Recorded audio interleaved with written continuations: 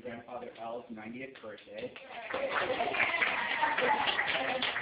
And that's like 90 years. That's pretty hard for a lot of people to imagine. I mean, when Dad was James's age, the ice was delivered to his house on a horse-drawn cart. Can you do that? And which might explain why he's such an uptight driver, which is different at a horse case. But he's seen so many changes in the world, from World War II to the moon landing to the Google Glass, and of course all of us here. And he married our beloved Mary Lou in 1958, nearly 60 years ago, you guys. And together they raised all of us and took us to school and took us to sports games and rehearsals and camps. And they even paid for our college, which seems unimaginable now. And even though we all made Al a little bit jumpy at times, he was always there for us with love and commitment and the self-effacing decency that I believe is his trademark. As I get older, it's one of the things that I really love and admire the most about my dad. He really embodies the Christian ideals of faith, love, and compassion and charity in such a great way, with such quiet consistency. You know, it's sometimes not easy when you're a kid to understand this kind of thing, or even as an adult. How hard it is to be there for other people. We're all so busy and so wrapped up in our own problems and our own lives.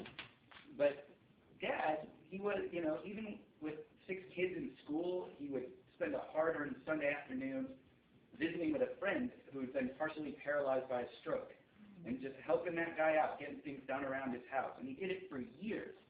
And, you know, geez, I do one nice thing for somebody I want everyone to know.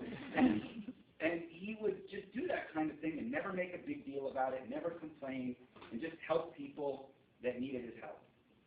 And I bet everybody here at this table could think of many examples from our own lives when we were having a hard time and Al came through for us with a rent-free place to stay, or money to borrow, or a ride to the airport, or a cheap or free airline ticket, or helping us move or babysit, or even just giving us an encouraging word. And I remember that he used his hard-earned vacation to take Dan and I and 12 other kids to Boy Scout camp for 2 weeks. And one year he did it like he was the main guy, and it might surprise you, but it was the most relaxing camp I ever went to. He was great. Everyone loved him. He was the best scout master we had. So he's always been there for us, for all of us.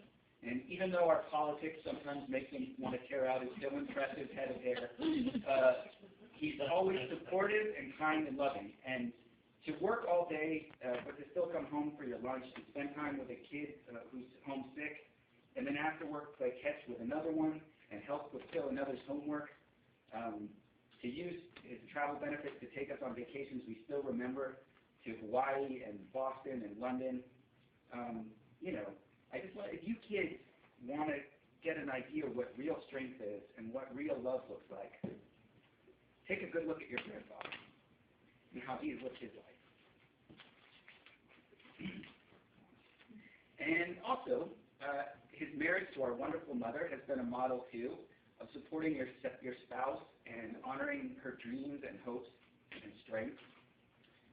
Not only has he been a dutiful furniture mover for barbecue for hundreds of her fabulous parties, but when a lot of women stayed at home, Al encouraged Mary Lou to work and pursue her education. He was, dare I say, progressive. Oh, dare I say, further effeminate? I dare it. No, he was just a loving, decent man with the wisdom to know there's no sense in holding a spirit like Mary Lou's back. So, I could go on and on about Al's many sterling virtues and accomplishments.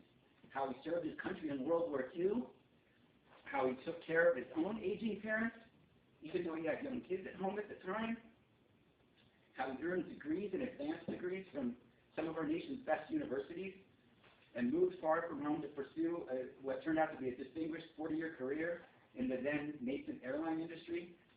We could all be proud of leading a life like Al's, but time is short, so I think we should all get back to spending time together, because that's what I think he would think was the most moving tribute to him on his early birthday.